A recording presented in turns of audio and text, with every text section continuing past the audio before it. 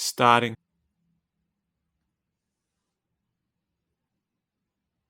Were you going to start at some point? I thought you were doing the opener. Was I? Yeah, you said you do the opener. I do item one. Fucking Jesus Christ! All right, hang on. Well, we have our cold opener now. And I even caught you saying starting. Yeah. Yes. All right. Fine. All right. Let's do it.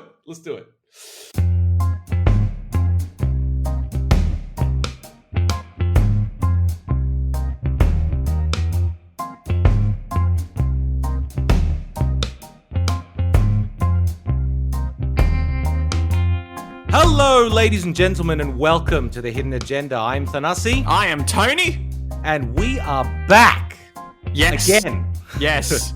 We were kind of back last time, and then we went away for a while, and now we're back again. Hang on. We were... Sorry, say that again? We were kind of away last time. We took about a month off between episodes 28 and 29. Okay, I've forgotten all that even. Yeah. And now we're back for the second time. Right. Bigger and better. Okay, just like lockdown. Yeah, exactly. Back in a big way. Right. Wow, we're back. So, you might have noticed a slightly different theme song, and that's because that's the way we're showing that we're back. Yes, we're back by having a new theme song. We made a trivial change, and now we're back. So, a couple of things to mention up top. We're not on Fresh anymore, as you might have noticed. No, we've parted ways with Fresh. For reasons unspecified. It was mutual in that we don't know why. It was unilaterally mutual. Yeah, we logged onto the website one day. Our faces weren't on the website anymore. Okay, fair enough. We hadn't turned up to do a show for a while, but I guess we're off. In our defense, there was a global pandemic. I mean, I'm not showing up into a small, hot room. No. Yeah. Well, it's kind of scary. Yeah. So I don't know what that's going to do to our listening numbers. I feel like the Greek mother demographic, we're going to just tank in that now. Yeah. That's going to suffer a 100% loss, I feel. The George Wilson demographic, my fingers are crossed that we've still got... I think it'll hold. The esteemed listener demographic will still be there. I hope they'll follow us to this freshless format. To the grave. Yeah. The other thing, of course, is that we're going back to fortnightly for a couple of reasons. Recording this remotely is a bit of a faff, if I'm honest. And then also, we don't want to burn through topics as quickly because it tends to be difficult to come up with topics when you're stuck. Yeah, I doing not very much. Not generated many topics. The window, looking out the apartment window, is not giving me much at all. Yeah, and this is the thing. Like, if you're looking out the apartment window in a normal time, you might see people doing things. Yes. But there's not even that now. No, there's very few people. I see quite a few people, but they're all just sort of walking in groups of two. Slightly up and anxiously. down the street. Yeah. Yeah. So not much to go on there. No. That all being said, Tony, why don't you kick us off? All right. Item number 1 on the agenda. We've been living in a pandemic now for a while. We've been under lockdown. If you're in Melbourne, we've been under lockdown for a while, and I've developed a coping strategy that I think is quite good because I was getting a bit down. I was sort of like, I work in this small apartment, and then I rest in this small apartment, and then I go back to work in this small apartment. Yeah, and everything you do. Yeah, everything I do is in this small apartment. I pop out every now and then and get some groceries or do some exercise, but other than that, and it's almost suffocating in a way. But then I thought I switched up my thinking, and what I did was and this is true, I started pretending that I had committed some really bad crimes. And that you were in prison? Well, no, I was going to go to prison, but I had a kick-ass lawyer who managed to get me just under house arrest with 1 hour of exercise a day. And now I look around and I go, it could be worse. I could be in prison right now for all that bad stuff I did. So basically, you've put yourself in a mental solitary confinement with an hour of yard time every day. Yeah, basic. But I still get to keep my stuff. I still get to go on the internet. You know, it's all like, it's pretty good. This lawyer was brilliant. He's a good lawyer, huh? He was a good lawyer. How's that working out for you? Is it helping? It has genuinely improved my mood and outlook on things, yeah. Because when you go to prison, you know, you don't have access to your books or anything. Well, you don't have access to your Nintendos. It's broadly considered to be a bit shit. Yeah. Prison is, I think, they do say that. It is a bit shit. Yeah, it's at least a bit shit. It is a bit shit. Well, unless you're in a prison in Norway, I guess. But have you heard about those prisons?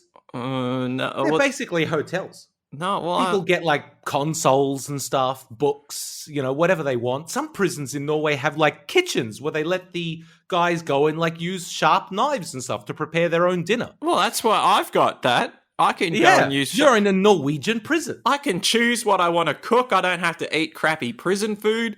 Yeah, I can make my own food, and all I did was commit some pretend crimes in my head. And can you tell me what the pretend crimes were? Have you thought about it? I've thought, yeah. My thinking is I committed a string of arson, like arson. Yeah, I just went and burnt down some like empty offices or something. Yeah. Oh, yeah. Of course, you wouldn't hurt anyone. No. I didn't hurt anyone, but I did. And they said this man is a menace.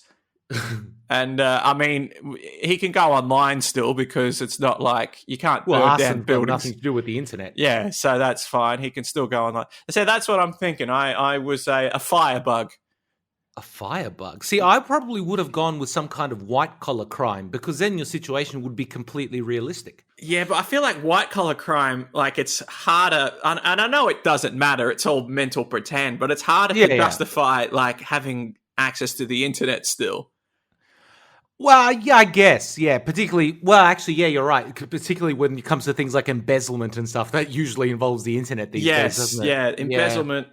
Unless it's like literally you were just like walking contract, out with pockets full of coins or something. You own like a franchise or something. You just walk in, open the till, take a bunch of money, and walk out. So yeah, it's all right. It's my money anyway. Yeah. So that I guess you could still be online. Yeah, true. But yeah, I guess it is also just kind of a shit crime. Embezzlement? Well, just white-collar crime in general. It's people that didn't have the balls to commit real good crimes. I don't know. There's a sort of mental, like... it's like a white-collar crime is always like a game of chess. It depends on kind of the context, right? So if it's let's say, for example, like a middle manager embezzling from the company, but it only really hurts the people up top, I might almost be inclined to not call that a crime at all. But if it's somebody that's running a non-profit and goes and escapes with a bunch of the non-profit's money, well, that's obviously a horrible thing to do. Yeah, I would agree. I guess what I'm saying is I find it acceptable to steal money from rich people. Well, you are essentially a modern-day Robin Hood then. I am, except I don't have the balls to steal money from rich people. Well, pretend you did. You're in lockdown just as much as I am. That's true. But the problem is if I pretend I stole money from rich people, I couldn't possibly get away with the mental deception of being allowed to be on house arrest. Rich people have a way of getting not rich people thrown in the slammer for a very long time. Right. Yeah. It would be a leap of faith.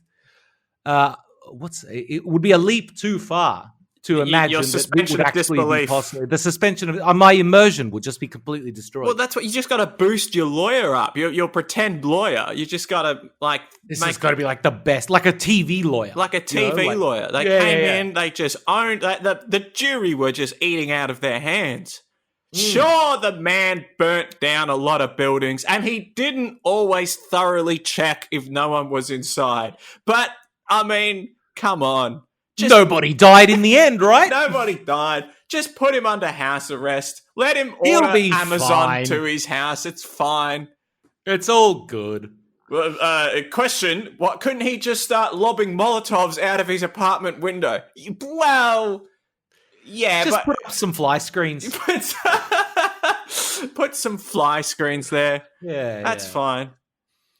Yeah, I like it. That's a good deception. I'm glad it's worked for you. Oh, well, thank you. Thank you very much.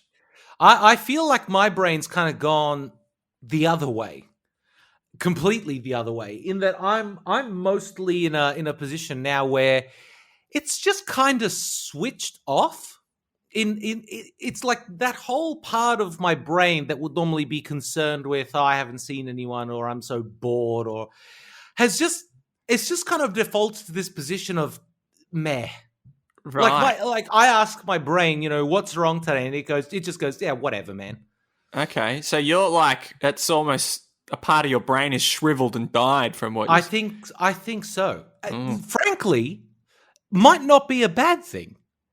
If the part of my brain responsible for me being constantly tortured by boredom has fallen off, I'm all right with that.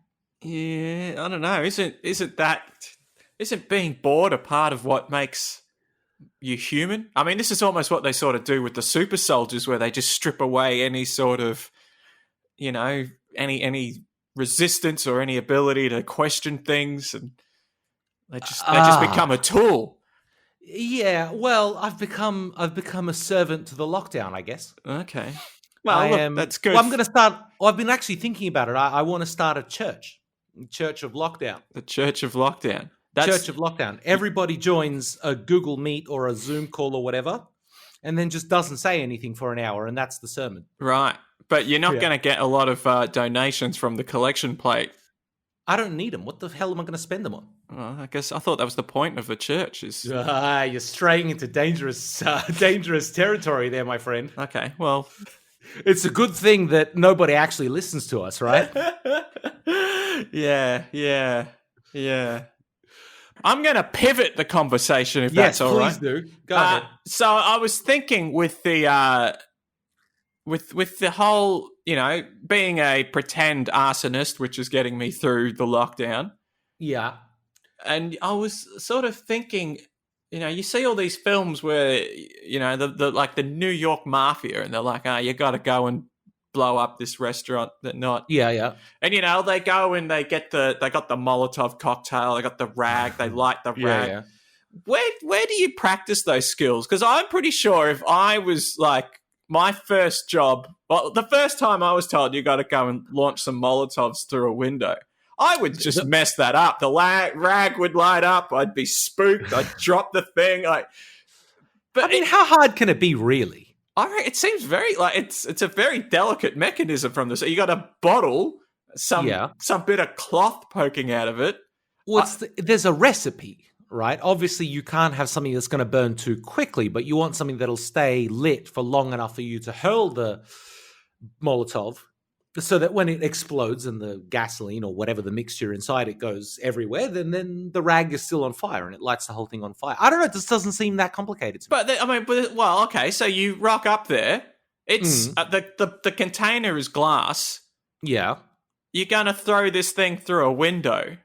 Yeah. What's to say that the glass container doesn't break before the glass window does? Have you ever dropped a beer bottle? See, well, I don't know. I don't know. This is what I'm talking about. Beer bottles are indestructible, except for it's. I actually think, because you see, often canonically, you see it in a movie or whatever, it often looks like a beer bottle or maybe a small wine bottle or something like that. But you're right in the sense that I've dropped beer bottles several times in my life. Not once has one broken.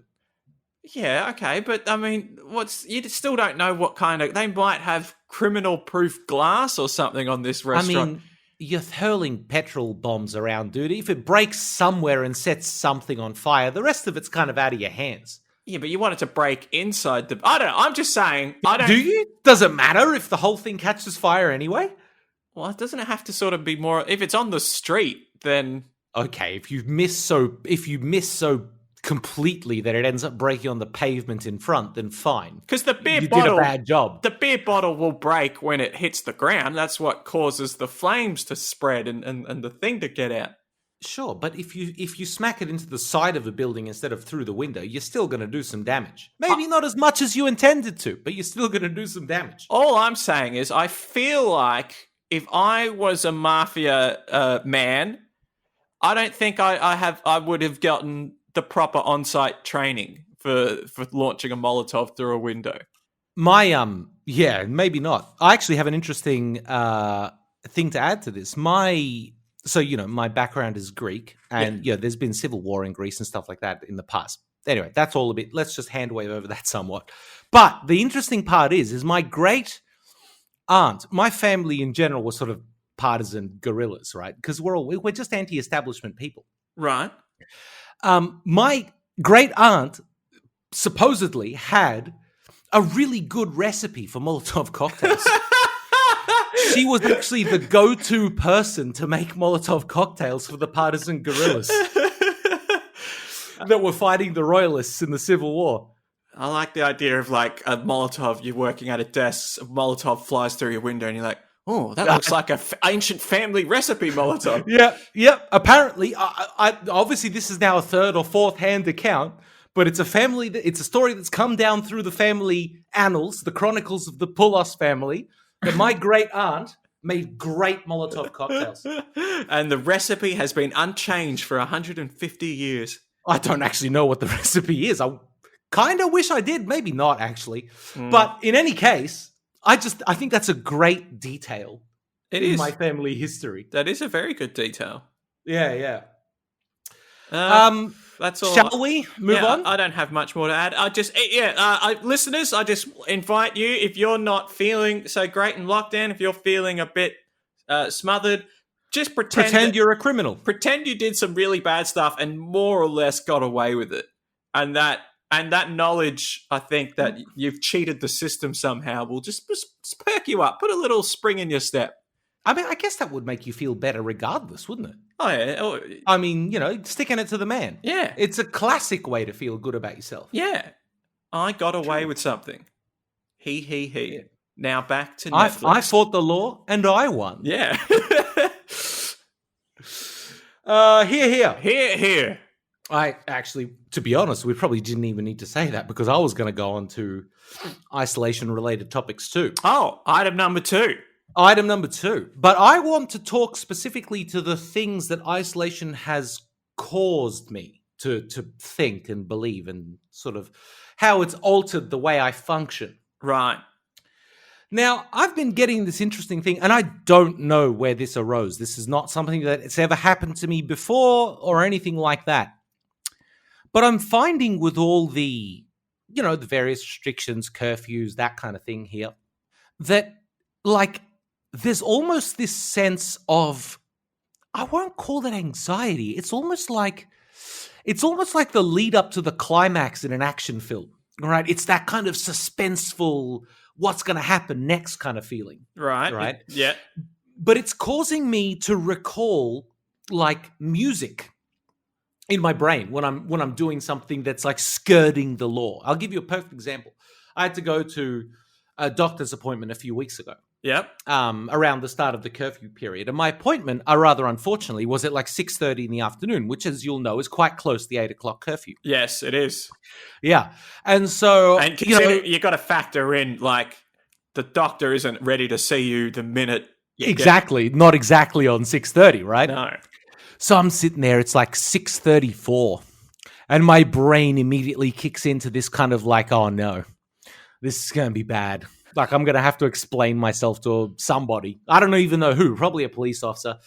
But what then happens is I start getting, I start playing back boss battle music from my favorite video games inside my head and reimagining myself as some kind of I guess not really action hero in a sense, but just I sort of artificially build up this huge amount of suspense in my own brain. Mm-hmm. To the point where then, I sort of finally got in to see the doctor. It was 7:15, all right? It only took sort of 15 minutes. So I'm in my car at 7:30 ready to leave, but I'm a 25-minute drive from home. So I'm going to get there with 5 minutes to spare. Right. So, get in the car, plug the phone in, chuck on the boss battle music from Metal Gear Solid or something, and drive 5% over the speed limit so that I feel like I'm doing something edgy, suspense, whatever. But it sort of makes it fun. Right. I can't really fully explain it, but I'm sort of putting myself in the shoes of an action hero. While, of course, While, of course, being just like a stodgy regular dude, right? Yeah. But in my brain, I'm just like, yeah, man, I'm, standing up to the system. I'm doing my own thing, kind of whatever. But, the man's out to get me and I've got to do everything I can to prevent it kind of thing. The funny thing about that is if you were over curfew and you got pulled over by the cops, the first thing they'd say is, can you turn that music off, please? Yeah. You're sitting there just like, you're darting around, you're looking at stuff. It's like, shit, they've got me kind of thing. Officer, I need this music. This is...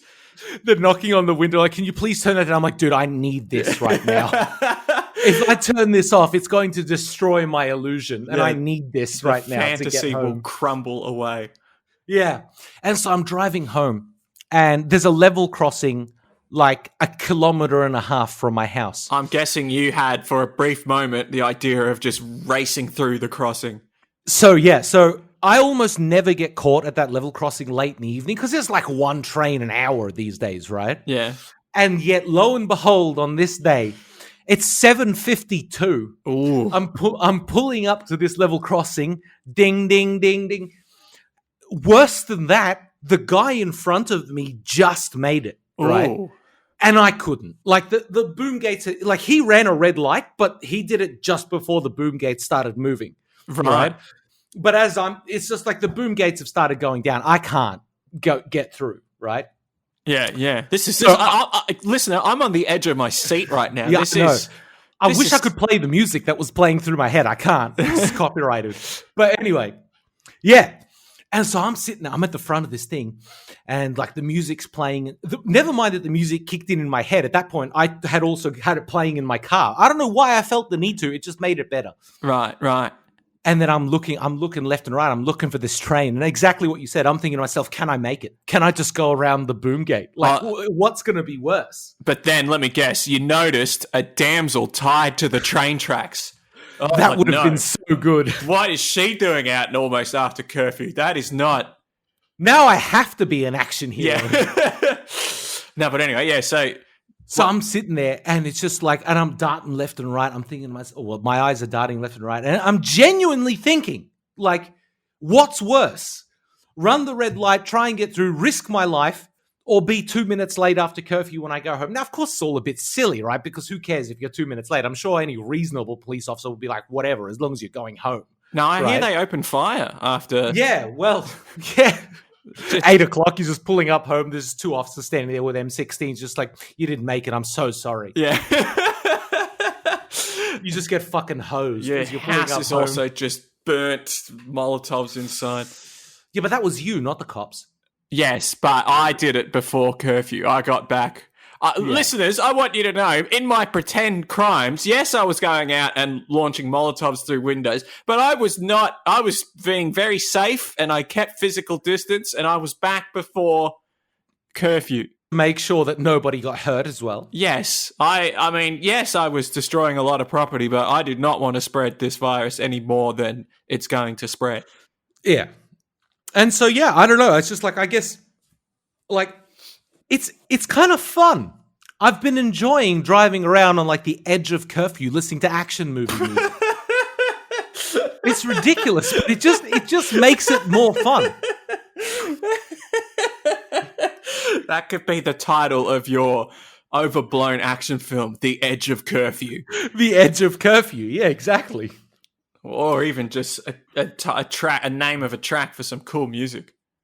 Yeah, but in any case, it's just like it both happens in my brain without me asking for it. But then, as soon as I think of it, I then put that music on, and the suspense of the drive home on the edge of curfew, trademark 2020 Thanasi Poulos, is just so much more enjoyable. Right, so much more enjoyable. Right, You might like something like bungee jumping, or... I've always wanted to do... I'm sort of vaguely terrified of heights. Not to the point where, like, I won't go out on the balcony on a high-rise or something like that, but actually, I've got a good story about that. It was schoolies. You're aware of schoolies on the Gold Coast? Yeah. It was me and some mates, and we were drinking. It was schoolies. We're having some drinks, as you do. Though all of us kind of being the slightly nerdy types. We weren't getting like full on smashed or anything, but we were reasonably drunk. And we were sitting on the balcony of this apartment that we had all rented together. It was on like 28th story or something like that. The difficulty with being the sort of generally more cautious type of person that I am is that, you know, we were sitting down, we were getting drunk or whatever. And at some point I realized, okay, I need to go inside to go to the bathroom. Mm-hmm. And I became acutely aware of the fact that the railing on that balcony was only probably about waist high, and that I was quite inebriated. Right. And where I guess in general people like to think or say that, you know, all sense sort of goes out the window when you're drunk, I kind of became hyper vigilant instead. And so you've got me sort of 17, 18 years old. I can't remember exactly when it was. When would it have been? Yeah, I would have been 17, actually. So, you know, I then just kind of slide my ass forward on the seat and slowly slide off the seat onto the ground and then crawl inside on all fours because I was genuinely terrified of stumbling over the railing. Right. And so the reason I bring that up is because, like, on one hand, I'm sort of generally a hyper-vigilant or sort of overly cautious person. There are plenty of stories of me as a kid sort of painstakingly holding railings and taking steps one at a time. My parents actually thought that I didn't have like good balance or anything like that. They just thought, you know. But on the other hand, like, I'd love to do bungee jumping. I'm interested in doing skydiving and things like that. I know I'd crap myself, right? I know I'd crap myself, but some part of me still wants to do it. I think it's the same part of me that wants to be an action hero. Right. Yeah, I have no interest in any of that stuff. Yeah. Go ahead. A good book is thrilling enough for me. Oh, I love pulp action books as well. Yeah, they're fantastic. But again, I think I live vicariously through them. Right. The only other thing I wanted to mention is that actually I got more out of that one than I expected. But the other thing that I really wanted to mention with this is with the mask thing. Every time I go out, you know, to the shops or whatever, or even just go for a stroll around the neighborhood for the the allowed 60 minutes per day. Though how they would enforce that is completely beyond me. Have you noticed yourself smiling at people and wondering why they're not smiling back, only to then realize it's because they don't know you're smiling at them? No, I tend not to just smile at strangers. I do. I just like smiling at people. I don't, maybe it's weird, but right. You know, generally, rather than saying something, I might just, you know, smile at someone, kind of thing, as they walk by and give them a little wave or something like that. But whereas now I just feel like, because they can only see my eyes, and my eyes probably look vaguely terrified at all times, and so they've got this this slightly unstable-looking man wearing a mask, walking at them, waving at them frantically, which would have made sense if they could see the smile, but now doesn't. Yes, now, and if you're wearing sunglasses, it's even harder to read what's going on. Yeah, and it's just become this weird thing where, and like it's been happening since the mask mandate, and I can't stop it. I can't get it out of my brain. I still smile at people. You know, if I buy something at the supermarket kind of thing, I'll smile at the person at the counter and say thank you or whatever. The thank you tends to go down all right. But the smile doesn't come across. And every time I'm confused as to why they didn't react to it. And only then do I realize it's because you've covered half your face. Right. No, I've never had this problem. I just don't smile at anyone. That's just another weird trick my brain has been playing on me. I have to tell my brain to stop doing that to me. And my brain is not doing particularly rational things, you know, as demonstrated by the fact that I feel like an action hero when I'm almost violating the law. So, well, that is what danger is these days. Danger is just leaving an appointment a bit late. Yeah, danger on the edge of curfew. Yeah. Here. All right, item number 3. So I guess what we do on this show, you could almost say is akin to observational comedy.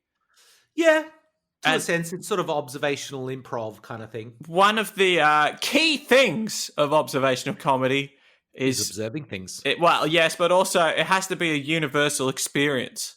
That's true. If it's not really observational. It's just, this is what happened to me. Well, universal or at least with some kind of broad appeal, right? Yes. Yeah, So, okay, yep.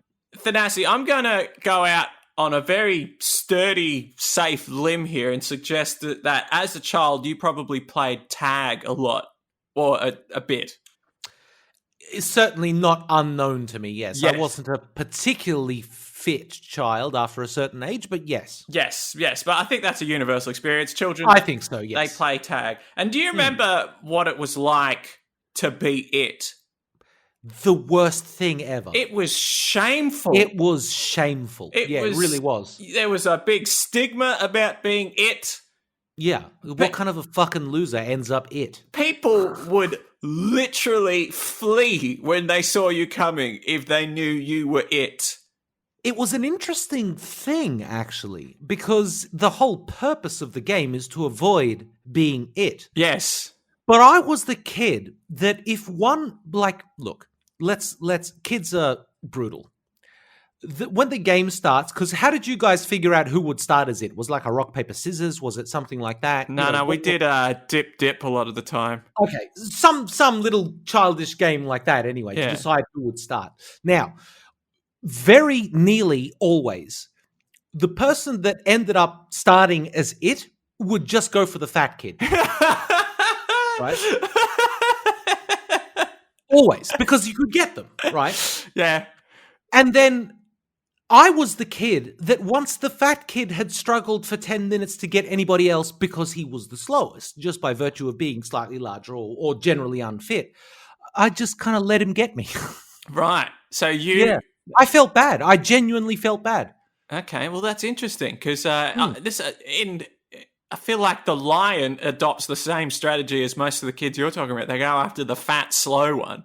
Yeah. And then they take that down. And I don't know of any other wildebeest throwing themselves in the line of fire going, no, you leave Fatty alone and eat me. Well, look, I'm not entirely benevolent, because after a couple of minutes of being it myself, if I couldn't get anyone, I'd just go for the fat kid. But, I did him a favor to begin with. I feel like he's kind of repaying the favor at that point. Yeah, look. Without any consent of his own, but... You passed it to me. I took the burden for a bit. Now you're it again. Yeah, exactly. Just get faster, I guess. I did my part. Yeah. But anyway, so, but it was it was shameful. Now, the other thing I find very interesting is there's a lot of moments where we don't realize that we've changed. There's like a lot of things where we don't realize this is the last time I'm doing something. Yeah.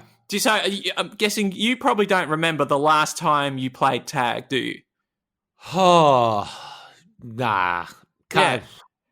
Must have been before I was sort of 10 or 12 years old, I'd say. And I think life is full of a lot of moments where it's like, oh, I didn't realize that was the last time I would be having a conversation with this person before we fell out, or...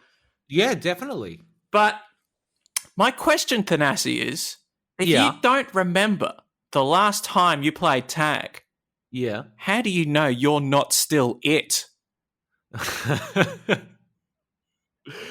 I mean... I feel like the rules of the universe and the game and common decency and humanity probably dictate that once everyone's decided you're no longer playing tag, that nobody is any longer it. No, I disagree. I think... On what basis, sir, do you disagree with the fact that when the game is ended, nobody is any longer it? I think it is only cleared at the start of a new game. So what you're saying is that every game of tag that has ever been played has resulted in somebody being it until the next time they play tag. Yes. How do you come to that conclusion? Well, how else? How do you refute that conclusion? If you being it is a part of the game, is a state that you end up in during the course of participating in the activity of playing tag. Yes. So how does it make any sense to remain it, except in a historical sense, once you've stopped playing? How does it not? The game doesn't the game doesn't end. It just is always put on hiatus. The bell rings. Someone's mother comes to take them away. I can accept. Look, put it this way. Yes, in the sense that, let's say, first break, you're playing tag. Bell rings. Everybody agrees we'll pick up where we left off second break. Yeah. Whoever was it when the bell went on first break, they start as it on second break, right? Yeah. But when you come back to it the next, unless you're trying to build up the chronicles of tag, when you come back to school the next day, you do your rock, paper, scissors or whatever, duck, duck, goose, whatever the hell you end up doing. Remember duck, duck, goose? I do remember duck, duck, goose. Yeah. You do that again to restart the game, which implies then that at the end of the day, the school day or the last break that you've got during the day, the game ends. No, the game never ends. It's only reset at the start of a new game. I don't buy it. And see, the problem with this is the burden of proof is on you, not me. You're arguing in the positive. I'm arguing in the negative. No, I think the reason you're arguing about this is because you know the likelihood of you being it is so high that you don't even want to entertain the idea. Do you think so little of my subversive practices that you would genuinely believe that I would end up it at the end of the game? I put it to you, Thanasi, that you have been it for the last 15, 20 years now. And that... You insult me. You insult me and I won't stand for it. I think, look, you're not alone. I mean, given the average size of a game of tag is probably like 5 to 10 participants, that would suggest that anywhere from 1 in 5 to 1 in 10 adults walking around today is it. And so what happens? So, okay, so if this is the case then, does that mean that the next time, let's say we get out of our existential prisons in a couple of weeks when we're supposed to, right? Yeah. I come over to your place to hang out because I haven't seen you in a couple of months now, or however the hell long it's been, right? It's been a while. Yeah. Just as I'm leaving, I slap you on the forehead and I say, you're it, and I bugger off. Wow. Right? Well, so you're implying there's some cosmic game of tag going on at all times. Actually, that is a good way of relieving. No, I would say that had you done that. Now, we don't know for certain that I'm it because we don't know for certain that you're it. But what we do know is after that exchange, you are no longer it. Certainly. Yes, I can get on board with that. And so, and you'd just be okay with that, or would you chase me down the hall to the elevator? Probably chase you down the hall. I would. Your car better start up quickly, and the window you'd have to wind that up fast because I would be reaching in there. Yeah. I'll get you, you bastard. Yeah, no, but I think, and I mean, to be honest, forget the coronavirus. It's the cosmic tag game. It's the it that I'm worried about. I don't want to be it. As we said at the top of this item, it's a shameful, shameful thing to be. It is. We had an interesting variant on that game in school in Greece, where I spent a few years as a child. Yeah. Well, when I say variant, it's more we found a way to concentrate the shame. Okay, cool. Of being it. The way it worked is the person that was, we'd have an initial round where someone would be decided to be it kind of thing, and then we'd have, what would happen is we'd have a chair at one end of the oval or the area that we were playing in, and then there was generally like a goalpost or some landmark or some marker at the other end. Mm-hmm. The idea was that the person that was it would start sitting on this chair. Everybody else would start running, and 5 seconds or so later, the person that was it would start as well. And they had to get somebody before they got to the other end of the oval. Right. And if they didn't get someone by the time they got to the other end of the oval, they would then have to turn around and book it back to the chair while everybody else attempted to kick the shit out of them. That's like extreme hacky sack almost. Yeah. And I tell you what, that game made men out of us. That game truly made men out of us. It was so rare. The desperation that, like, you would somehow conjure speed and strength and endurance that you didn't know was possible to avoid 15 8-year-olds trying to kick you square between the legs as you raced for your life back to this chair. And the distance wasn't short. It was sort of 100 meters, right? You had a long-ass way to go, kind of thing. And the worst part is once everybody got to the other end, they would just be sitting there waiting right on the threshold for you to touch that marker, turn around and run. You didn't get 5 seconds when you got to the other end. Right. I like this. No, I would hate to. I like the idea of that variant, but I'm glad we didn't have it. I was it in that game twice that I can remember. Right.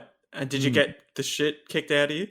I copped a couple of good ones on the way back. They mostly glanced off. Right. I got one real good one though. Right. Once, and I actually didn't play again after that. Fair enough. Because I was keeled over for a good 5 minutes. Well, no, that's fine. I think that's quite fair enough. But, good variant, though. I enjoyed it. Yeah, good variant. But it was more fun to watch. Definitely try and if you don't remember if you're it or not, listener, tag someone. Get rid of it. Get rid of your it status. I don't want to. I don't want to date someone who's it. I don't want to.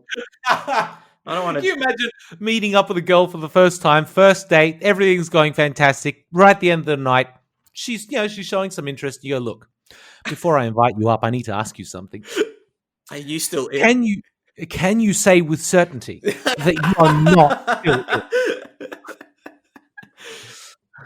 And if she says no, I will just say you're it, and then run off. Yeah.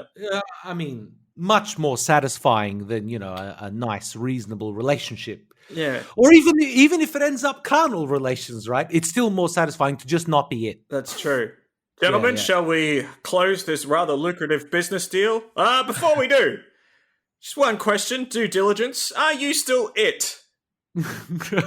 Well, I can't tell. That deal's off. The deal's off. I'm not playing with anybody that doesn't know for sure. Give me that contract. Rip. Throw it in his face. Shame on you, sir, for not making sure that you are no longer it. In future, take care of your own affairs properly. That's all I have to say about that. Yeah. That was here. Don't be it. All right. Well, in the interest of time, I think I'll probably save my last item. I think we've probably got enough here. Yes. Now, as far as there's no business. There's no business. No, we haven't had any emails and stuff. Not a huge surprise, given we've been off air since April. Yeah, that's true. I wonder, because I mean, since April, this show was defunct. I guess it was in a sense, wasn't it? We've rebooted it now. But is there still are there any defunct TV shows still getting fan mail? Is there any people going dear producers of The Nanny, I really liked The Nanny. The Nanny was a good show that entertained me. Thanks for making The Nanny. Yours truly, blah, blah, blah. I have to make a confession. You've written into The Nanny? No, but I do quite like The Nanny.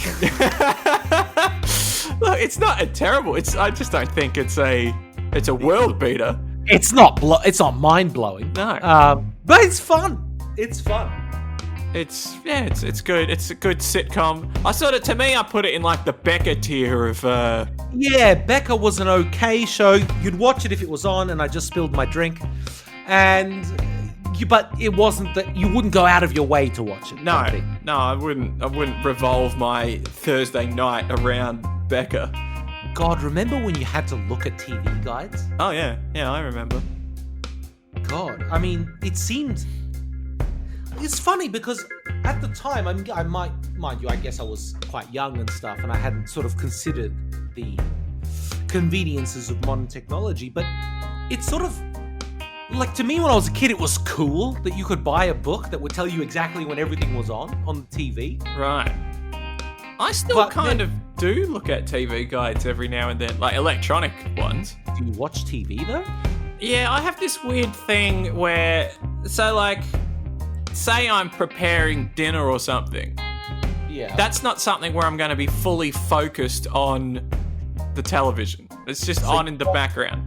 You watch TV when you specifically don't need to actually watch the thing that you're watching. Yeah. Whereas anything that is like on demand, I feel like if I'm choosing to watch it, that should have my whole attention. So otherwise, I'm just sort of burning a piece of entertainment I might enjoy while only half paying attention to it. Do you ever do the thing where you're watching something and then you realize several minutes later that you haven't actually been paying it full attention, so you go back and start again? Yeah, I do. Yeah, I do that all the time. And that's kind of why I watch TV when I just need something on and I don't really care what it is. Yeah, true. Because I do this... I find that once I settle into a piece of media, it's not too bad, but the first sort of 5 or 10 minutes, my mind still drifts a little bit. Right. And so it takes me like 20 minutes to listen to the first 5 minutes of a chapter of an audiobook I'm listening to, but then after that point, I'm okay. Kind of thing. Right. Yeah. Yes. I forgot how we got onto this. Oh, the nanny. The nanny, yeah. And the fact that we have no fan mail. No, we've got nothing. We've got no business to talk about. Well. We already said everything that needed to be said at the top of the show. We're fortnightly again. We've got a new theme song for reasons. Also, so we were defunct. We're now funked again, listeners. We're funked. We are funked. So we are undefunct. We are funked. If you want to write us in and tell us anything. Come to think of it, actually, I believe funked is a colloquialism for stoned. Is it? I believe so. So defunct just means not stoned. Not stoned. So we're stoned again, ladies and gentlemen. Right, okay. There you go. I didn't know that. Yeah. So yes, keep an eye out for us. We'll be coming out Mondays, every second Monday. Yes. We'll be coming out. Other than that, I've been Thanasi. I have been Tony. And this has been The Hidden Agenda. Thank you for listening for yet another episode. Catch you later. Bye-bye.